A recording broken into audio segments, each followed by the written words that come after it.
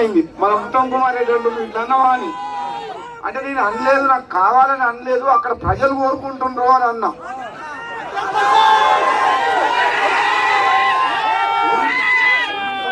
చెప్పండి, నేను పదవి కావాలని అడగలేదు, నేను హోం మంత్రి కావాలి. ఇప్పుడు ముఖ్యమంత్రి గారు మేము 7 మందిని కూర్చుంటే ఇదే డిస్కషన్ వచ్చింది. నువ్వు ఇట్లా అన్నావంట, పేపర్లో వచ్చినారు.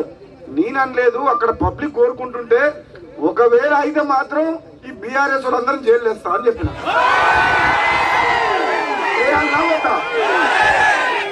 అరే రాజగోపాల్ రెడ్డి సంగతి మీకు తెలుసు. మునుగోడులో రాజీనామా చేసి పోటీ చేస్తే 100 మంది ఎమ్మెల్యేలు వచ్చిందని ఓడగొడతాను.